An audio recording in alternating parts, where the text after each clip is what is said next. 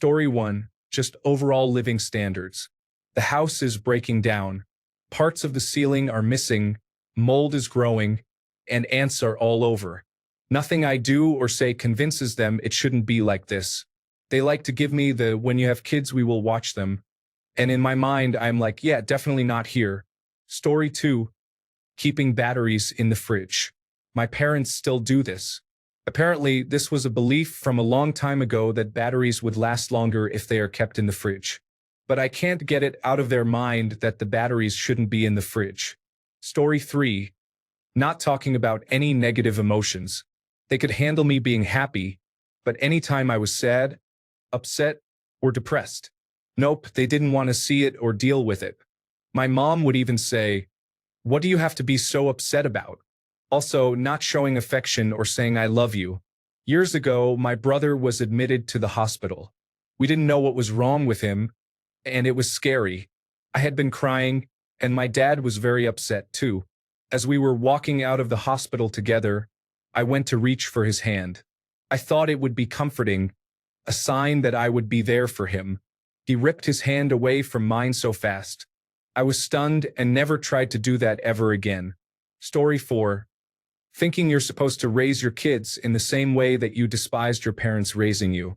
I don't get the reasoning behind that. Well, that's the way I was raised. Yeah, so you should get it. Sucked and is a terrible idea. Story 5, just getting a job by walking in anywhere. All my adult life, whenever I've needed work, my dad continues suggesting just showing up to an office and don't leave until they let you talk to a manager and hand them your resume yourself. Poor younger me actually tried this, and I wandered around to every business trying to find my first job, hearing back from exactly zero. Story 6, downplaying mental health. I was told to ignore my bullies, which got me nowhere but wanting to stay home sick all the time in junior high. When I asked for counseling, I was told I did not need it. Story 7, saying blood is thicker than water. Expecting us to allow a toxic relative back into our lives and putting up with it is not setting healthy boundaries. Stopped with me. Story 8, openly mocking your spouse, the wife bad mentality. My father and his friend got together and were talking about how their partners were stupid for liking a YouTube smoothie guy and how stupid women were, and it was just really sad to see. Like if I thought someone was a moron and I didn't agree with their views, and we fought all the time and I was miserable with them, I would just not date or marry them. I can't imagine openly mocking my partner to my friends. I love and cherish him. I've been in relationships that made me miserable, and I have no desire to do that again. I'd rather be single. I just do not get it. Story 9, company loyalty. My boomer dad can't fathom a world where we better our livelihood by taking better paying jobs at a different company every few years. For his generation, staying at one company your entire career was a huge flex. Story 10, a college degree is everything. Sure, it's important, but degrees are generally extremely specific nowadays. Years ago, I got a side job to pay off debts in the dining hall of a retirement home. When I told my parents this in passing conversation, my dad scoffed and said I should have applied to run the entire facility. The current director has a master's in management with an emphasis in geriatric care. My degree in X would never even get me an interview. Story 11. Growing up, we had a sock basket, and after every load came out of the dryer, the socks were just thrown into the basket. It was up to you to find 2 matching socks when you needed them. It wasn't until I moved and started doing my own laundry that I began pairing socks and putting them in a drawer. Story 12. My mother has this unbelievably crazy system for sorting colors for laundry. It's not just whites, lights, and darks. It seems like every color of the rainbow gets a pile. Also, everything goes in the dryer. Story 13. Forced physical affection. I could not tell you all how many times I was dragged by my hair because I didn't want people kissing me on the mouth or just because I was overstimulated and didn't want a hug. Story 14. Considering yelling, screaming, and violent acts of anger as normal. Many older couples joke about their wives hitting them if they are home late from the bar, or about how their husband threw their phone at the wall when he was upset, as if it's funny. I had an older lady at work tell me how she picked up a barbecue chicken for a quick dinner and her husband threw it at the wall because he was sick of eating chicken. She laughed and said he's just a character. Honey, he's not a character, he's an idiot. Story 15. I go first. Blind obedience towards elders and authorities. For example, my dad told me not to take time off work to visit him when he's in the hospital because it will leave a bad impression on my boss. I don't want a boss who judges me for visiting my father in a hospital. Of course, I'm not saying we shouldn't be respectful, but we should be respectful of everyone, regardless of age, position, or any other variable. Story 16. Calling me out of the blue and being upset when I don't answer. I don't get this one because they grew up in a time where it was perfectly normal to not have caller ID and not have an answering machine. If you called and I wasn't home and within earshot of someone calling for me, you didn't speak to me until I called you back, assuming you were also available at that time. But we didn't get upset over it unless it was the third or fourth time in a row. Phone tag. Now I get the worst of both worlds. Unexpected calls and frustration when I don't pick up. Just text me to ask if I can chat. Otherwise, I assume it's an emergency. No one calls out of the blue unless it is. Story 17. Keeping your house tidy in case someone stops by. If someone stops by without texting first, they get what they get. They are lucky if I answer the door. Story 18. My parents are minor hoarders, especially my dad. My mom buys shoes for every occasion she attends, and she gets invited to a lot of things, so she keeps piling those shoes up. She also buys stuff she doesn't actually use. But my dad is even worse. He doesn't buy much stuff, though sometimes he buys things he would never use. His biggest problem is keeping stuff despite it being damaged to the point of being literal trash. He says it's still important or there's still some use for it, but he would leave it there and never touch it again.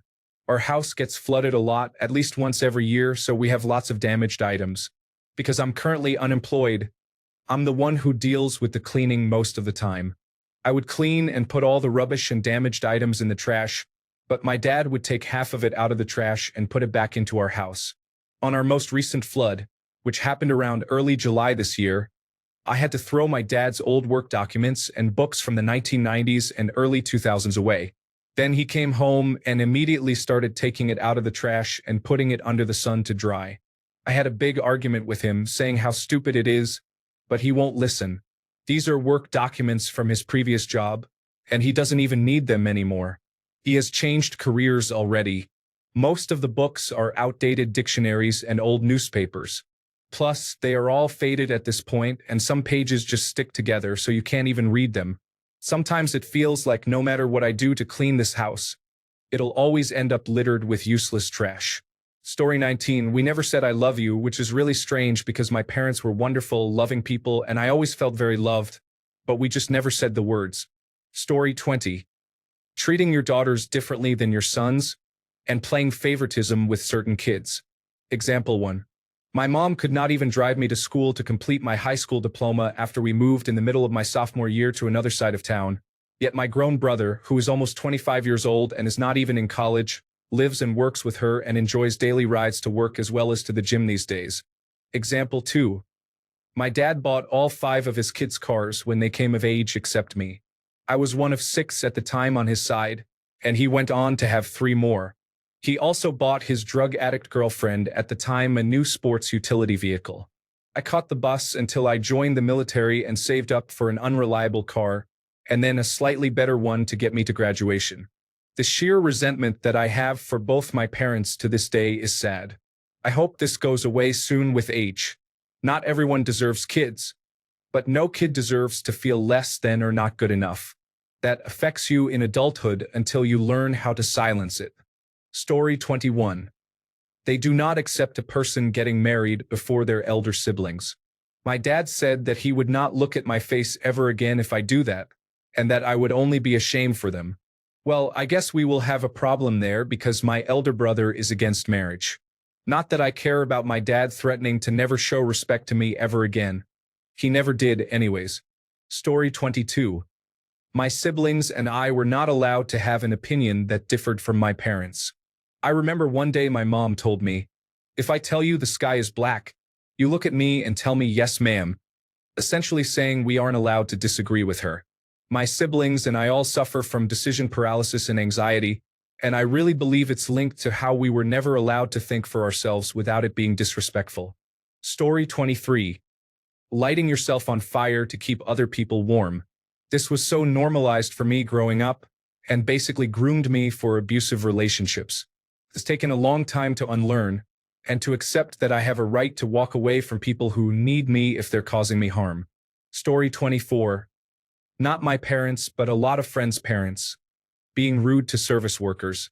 Yeah, they are there to help you, but they do not work for you, nor are they your servants. Story 25. My mom obsesses over her weight every summer and only eats lettuce for a few weeks until she gives up. She's barely even 5 kilograms overweight, if at all. Oh, and she smokes in the bathroom, and during parties, all the smokers gather in the kitchen under an open window. I have always been disgusted by that. Story 26. Empathy. My parents are both very objective, and I thought everyone was like that. The first time I learned about a death in someone else's family, I shrugged and said, "Okay, what else is new?" Because I didn't realize the correct response was, "I'm sorry to hear that." In my family, it would just be "so-and-so is dead," and the response would be "cool." When I was invited to an elementary school birthday party, I thought money was an appropriate gift because who doesn't like money? Turns out it's weird to do that. Story 27. Be nice to everyone, even when they are cruel to you. That will make them feel bad for being mean to you. No, now people just mistake my kindness for stupidity and try to walk all over me. Story 28. Totally ignore mental health.